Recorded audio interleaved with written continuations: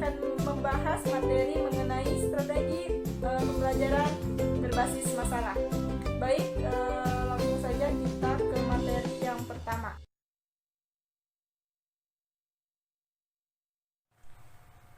Pengertian strategi pembelajaran berbasis masalah.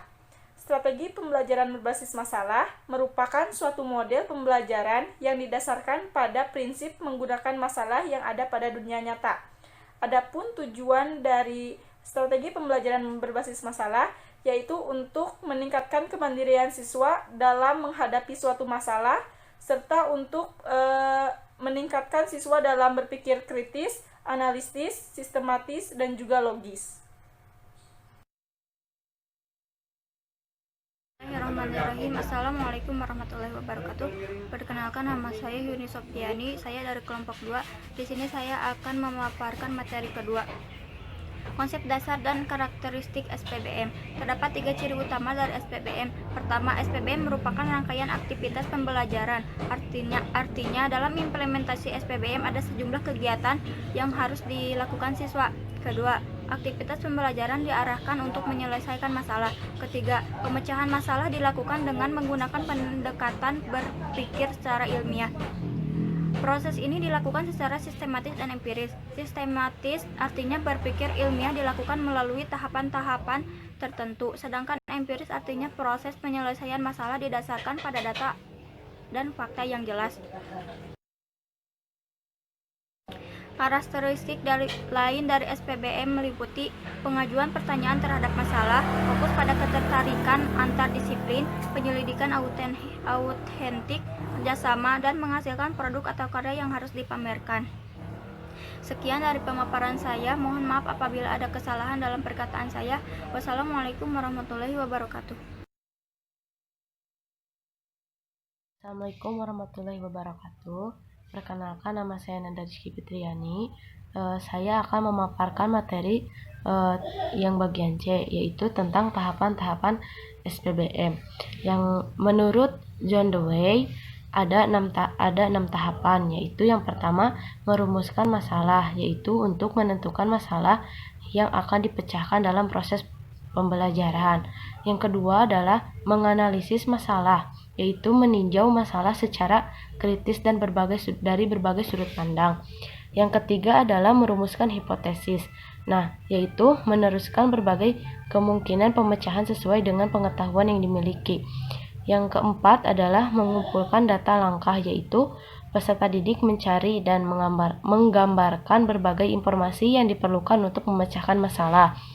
Yang kelima adalah pengajuan hipotesis, yaitu langkah peserta didik dalam merumuskan dan mengambil kesimpulan sesuai dengan penerimaan dan penolakan hipotesis yang diajukan. Yang keenam adalah merumuskan rekomendasi, yaitu pemecahan masalah dan langkah peserta didik menggambarkan rekomendasi yang dapat dilakukan sesuai rumusan hasil pengujian, hipotesis, dan rumusan kesimpulan.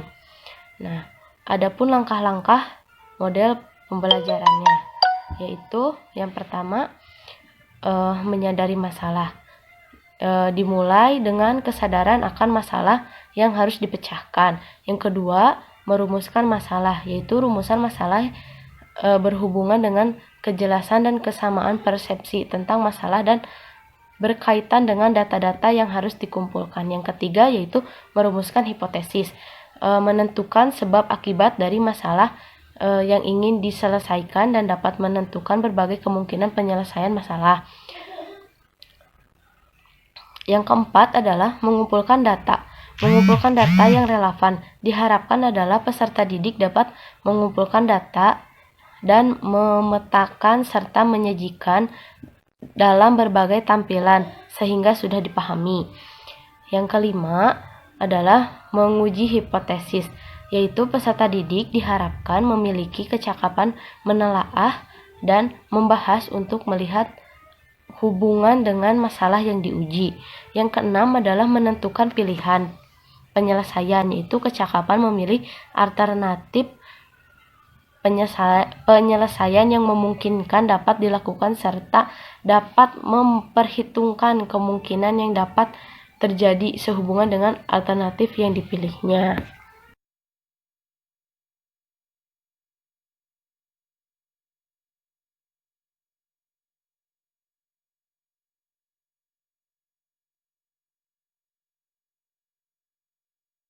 Bismillahirrahmanirrahim. Assalamualaikum warahmatullahi wabarakatuh.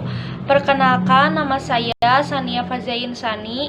Di sini saya akan memaparkan materi tentang keunggulan dan kelemahan SPBM atau Sistem Pembelajaran Berbasis Masalah. Sebagai suatu strategi pembelajaran, SPBM memiliki beberapa keunggulan, di antaranya: pertama, pemecahan masalah merupakan teknik yang sangat bagus untuk memahami isi pelajaran. Kedua, pemecahan masalah dapat menantang kemampuan siswa dengan memberikan kepuasan untuk menemukan pengetahuan baru bagi siswa. Ketiga, pemecahan masalah dapat meningkatkan aktivitas pembelajaran siswa. Keempat, pemecahan masalah dapat membantu siswa bagaimana mentransfer pengetahuan mereka untuk memahami masalah dalam kehidupan nyata. Kelima, pemecahan masalah dapat membantu siswa untuk mengembangkan pengetahuan barunya dan bertanggung jawab dalam pembelajaran yang mereka lakukan.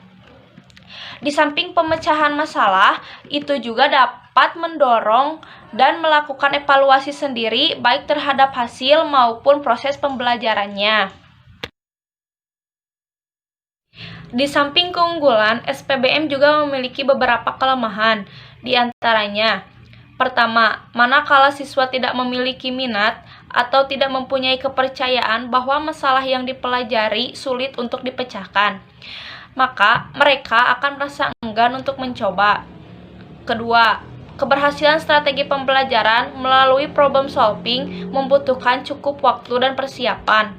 Terakhir, tanpa pemahaman mengapa mereka berusaha untuk memecahkan masalah yang sedang dipelajari, maka mereka tidak akan belajar apa yang mereka ingin pelajari. Sekian pemaparan materi dari saya. Mohon maaf apabila banyak kesalahan. Wassalamualaikum warahmatullahi wabarakatuh.